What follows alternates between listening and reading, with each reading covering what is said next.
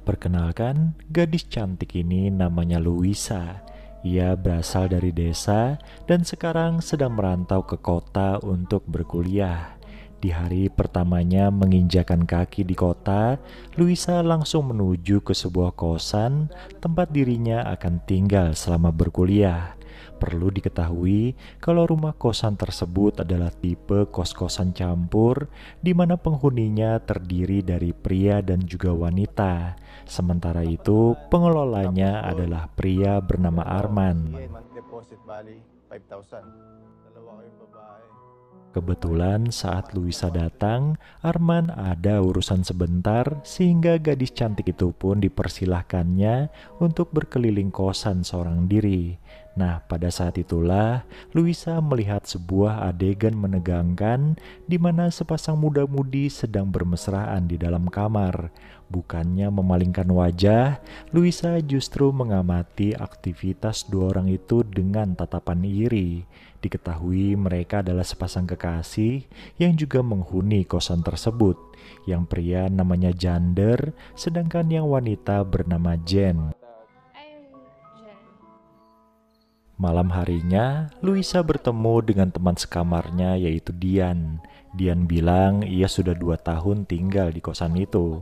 Di sana, gadis yang punya tai lalat di dagunya itu memberikan informasi tentang para penghuni kosan. Selain pasangan kekasih Zander dan Jen, ada 2 pemuda lainnya yaitu Jeff dan Edric. Rata-rata mereka adalah mahasiswa tahun kedua.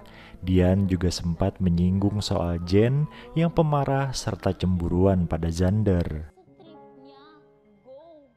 Semenjak dirinya melihat adegan mesra-mesraan antara Zander dan Jen, Luisa jadi sering berimajinasi melakukan hal yang sama. Dan suatu hari, kesempatan itu muncul di mana Arman tanpa sengaja memergoki Luisa sedang meraba-raba dirinya sendiri di kamar mandi. Luisa pun segera menarik Arman hingga akhirnya mereka melakukan perbuatan tidak senonoh. Setelah selesai, mereka berdua pun sepakat untuk merahasiakan hal yang terjadi barusan. Ternyata setelah melakukan perbuatan tadi, hasrat Luisa justru makin menjadi-jadi. Ia bahkan nekat bermesraan dengan Zander ketika Jen sedang pergi keluar. Tidak hanya itu, Luisa juga sempat bermesraan bertiga dengan Dian dan juga Edric. Menyadari keliaran dari Luisa yang terlihat polos, Dian pun jadi penasaran dengan petualangan hasrat teman sekamarnya itu. Mendengar pertanyaan Dian, reaksi dari Luisa justru mengejutkan. Dengan bercucuran air mata, Luisa mengaku kalau semua pria yang dikenalnya pasti pernah bermesraan dengannya. Bahkan saking banyaknya ia sudah tidak ingat lagi. Ternyata Luisa ini memiliki kelainan, yaitu hasratnya yang berlebih. Kelainan yang diderita oleh Luisa ini membuat Dian jadi prihatin sehingga membujuknya untuk berkonsultasi ke psikiater. Sayangnya Luisa justru malah tersinggung dan ngambek pada Dian.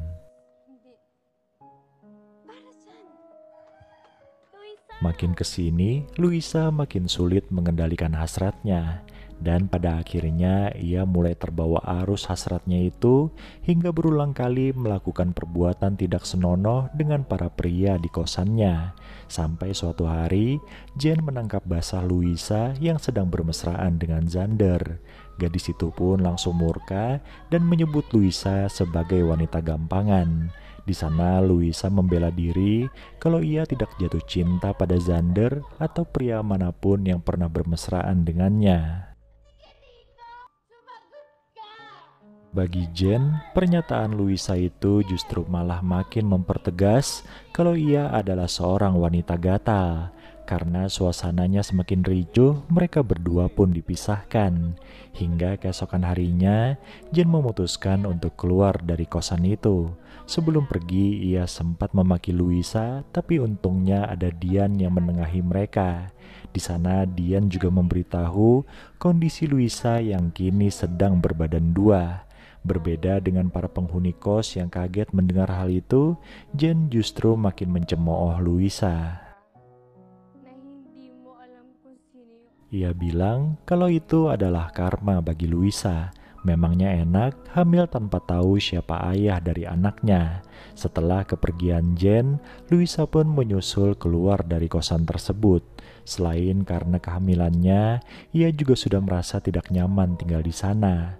Luisa pun memutuskan untuk pulang ke kampung halamannya dan mulai berkonsultasi ke psikiater dengan ditemani oleh Dian. Film ini pun ditutup dengan scene di mana Luisa mulai berdamai dengan dirinya sendiri serta kehamilannya.